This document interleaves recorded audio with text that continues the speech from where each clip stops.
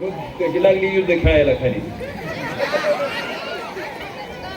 काय रे युद्ध आहे का तिथं? बसा की थंड भेटल मग.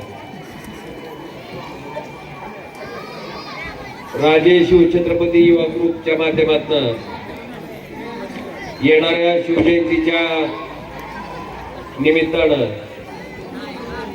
जो सांस्कृतिक कार्यक्रम आपण या ठिकाणी आयोजित केलाय, त्या कार्यक्रमामध्ये मी काय फार तुमच्या मध्ये आणि कार्यक्रमामध्ये येणार नाही, पण एवढं मात्र आवर्जून सांगतो की आज छत्रपती शिवाजी महाराजांची जवळपास 350च्या पुढची आपण जयंती साजरी करतोय. आणि ही जयंती साजरी करत असताना दोनच गोष्टी मी प्रामुख्याने तुमच्या सगळ्यांच्या समोर मांडणार आहे.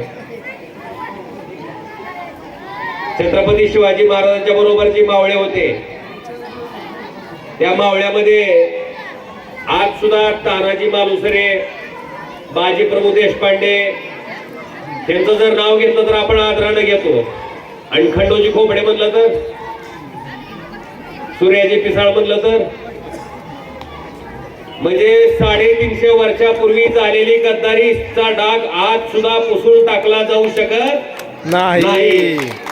मला वाटतंय तो गद्दारीचा डाग आपल्या मातीत न लागायचं आणि कितीही संकटाच्या काळात, संघर्षाच्या काळात आपल्या पक्षप्रमुखाशी प्रामाणिक राहायचं काम, तुम्ही टाकलेल्या मताशी ही इमानदारी करायचं काम या आजच्या काळामध्ये सुद्धा आम्ही तितक्याच ठामपणे केलं.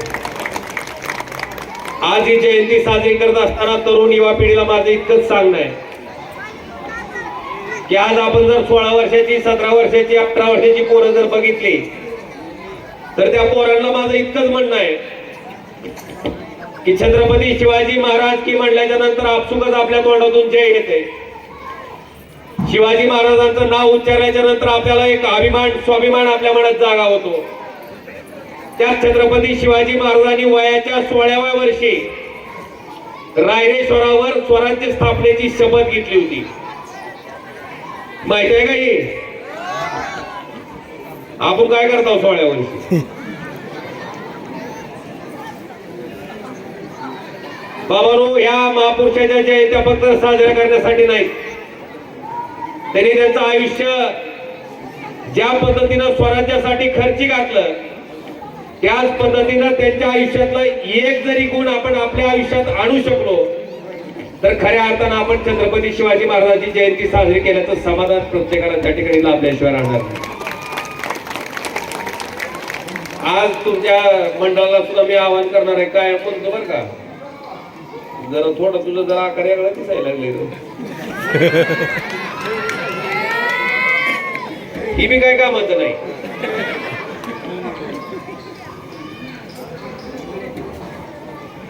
जयंत्या साजऱ्या करायची पद्धत सुद्धा आता आपण थोडी थोडी पुढं वेगळ्या पद्धतीने सुधारणं गरजेचं आहे. निश्चित ही सांस्कृतिक कार्यक्रम ठेवून घेतलाय, आनंद आहे. सहसा आता आमच्या भागात तिकडं धाराशिवकडं मी बघितलंय, छत्रपती संभाजी महाराजांची, शिवाजी महाराजांची जयंती असते, 3.5-4 लाख रुपये सुपारी देऊन काय लावलेलं असते? डीजे. काय लावलेलं असते? डॉल्बी का डीजे? आणि डॉल्बीवर गाणं कुठलं चालू असते? काटाला का?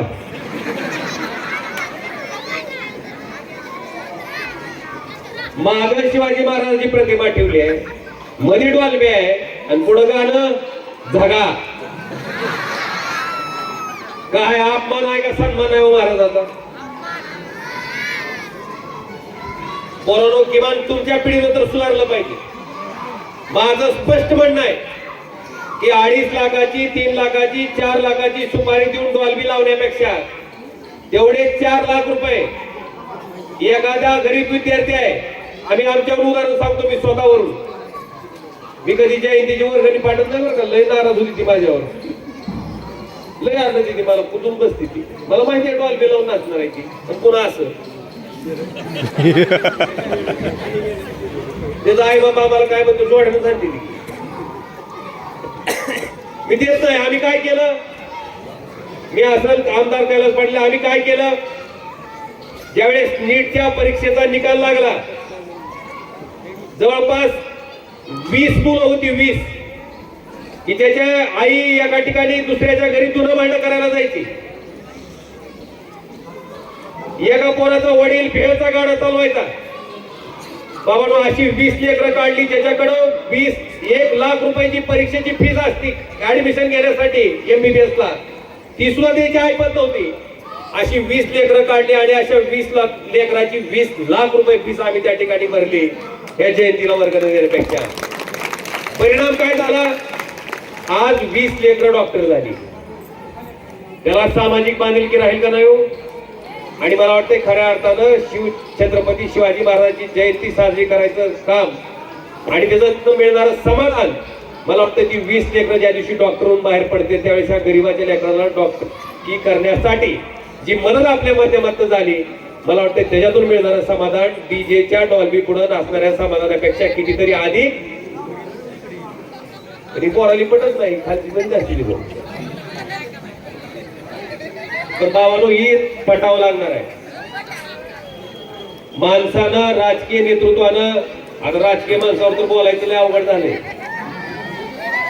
पक्षात सुद्धा सोयाबीनच्या वराट्यासारखे वराटे आहेत. JS 335 771 आता नुसतं शिवसेना म्हणून भागत नाही, लगेच सांगावं लागतंय कोणता गट. घड्याळवाल्याची बी तीच परिस्थिती आहे. त्याचं घड्याळ बी नेलं, पक्ष बी नेला तिकडे, आमचं बातमी नेलं की निघून तिकडे. काँग्रेस बसलंय बघ फक्त आता. पण बाबांनो त्या संकटाच्या संघर्षाच्या काळात सुद्धा इथं येऊन ठामपणे बोलू शकतो का? का तर आम्ही कुठल्याही आमिषाला, कुठल्याही पदाच्या लालसेला बळी न पडता ठामपणे त्या ठिकाणी उद्धवजी ठाकरे साहेबांच्या पाठीमागे उभा राहिलो. इथं आम्हाला समाधान. आज त्या शिवजयंतीच्या निमित्तानं आपल्या सगळ्यांबरोबर संवाद साधता आला. तुमच्या मंडळाला सुद्धा आवाहन करणार आहे की तुमच्या वर्गणीतनं जमा झालेला एक वाटा तुम्ही सुद्धा तुमच्या गावातला एखादा पोरगा 100% सापडणार तुम्हाला की ज्या पोराची शैक्षणिक पात्रता आहे, कुवत आहे, बौद्धिक कुवत आहे, फक्त घरची आर्थिक परिस्थिती नाही. त्या लेकराला तुम्ही डॉक्टर करायला, त्या लेकराला इंजिनिअरिंग करायला, त्या लेकराचं शिक्षण करायला वापरा. ते पोरग जेव्हा शिकून मोठं होईल तेव्हा तुम्हाला खऱ्या अर्थानं शिवजयंती केल्याचं समाधान फार मोठं आणि कितीतरी आधीच त्या ठिकाणी लागलं. आणि हे आता समाजानं स्वीकारणं गरजेचं आहे. ह्या पद्धतीनं पुढे जाणं आवश्यक आहे. आणि म्हणून एवढं नम्र आवाहन आजच्या कार्यक्रमाच्या निमित्तानं मी आपल्या सगळ्यांना करतो. आणि जाता जाता एवढं सांगतो की मागची 5 वर्ष तुमचा खासदार म्हणून जी काम करायची संधी तुमच्या सगळ्यांच्या आशीर्वादानं मला मिळाली, त्या संधीमध्ये तुमच्यासाठी जिथं जिथं म्हणून गरज असेल संसदेत तिथं तिथं तुमचा आवाज उठवायचं काम, तुमचा आवाज सरकारपर्यंत पोहोचवायचं काम मी प्रामाणिकपणे इमानदारीने केलंय. आज इथं बसलेल्या एवढ्या जाहीर सभेत सुद्धा मी सांगू शकतो की आपल्याला आलेला एक सुद्धा फोन शिल्लक राहत नाही. कुणी एखादं बी उठून म्हणलं तर आपण सांगू शकतो लगेच लाख रुपये बक्षीस आहे. इथले इथंच एकही माणूस सापडणार नाही. आणि कुठलंही काम आता जे आता होतो, एक जणांचा फोन आला, म्हणले तुम्ही ओमराजे, मीच बोलतोय. म्हणलं बोला काय काम होतं? म्हणला मालकी मला म्हणायला लागली, म्हणला मिस्टर दादा दादा म्हणता तुमचा फोन तर उचलते का बघू. आता मालकीने म्हणलं ऐकायली का? म्हणलं मालकीनं ऐकायली की म्हणले दादा काम काय होतं? नाही नाही फक्त मालकीनीला ऐकायला लावायचं होतं की दादा फोन उचलते का नाही. तरी मी रागराग करत नाही. शेवटी सामान्य माणसाचे प्रत्येक मत जर आपल्याला पाहिजे असतील तर सामान्य माणसाच्या प्रत्येक अडचणीत सुद्धा तितक्या ताकदीनं आपण त्या ठिकाणी उतरणं आपली जबाबदारी आहे. आणि ते कर्तव्य समजून मी अखंडपणे 5 वर्ष पार पाडत आलो. आज या कार्यक्रमाच्या निमित्तानं तुमच्या सगळ्याबरोबर संवाद साधता आला. छत्रपती शिवाजी महाराजांच्या जयंतीच्या निमित्तानं जो सांस्कृतिक कार्यक्रम आपण या ठिकाणी आयोजित केला त्याच्याबद्दल तुमच्या सगळ्या तरुण युवकांचं मी मनापासून या ठिकाणी हार्दिक अभिनंदन करतो. तुम्हाला शुभेच्छा देतो. आणि सगळ्यांनी नुसतं छत्रपती शिवाजी महाराज की म्हणलं की काय म्हणायचं? शिवचरित्र वाचा बेटनो, शिवचरित्र वाचा. आणि शिवचरित्रातला एक तरी गुण आपल्या आयुष्यात अंमलात आणून त्या ठिकाणी 100% सांगतो की आपलं आयुष्य सफल झाल्याशिवाय राहणार नाही. एवढं विनंती करतो. तुम्हाला शुभेच्छा देतो आणि थांबतो. धन्यवाद. धन्यवाद दादा. आपलं मोलाचं भाषण त्या ठिकाणी आपण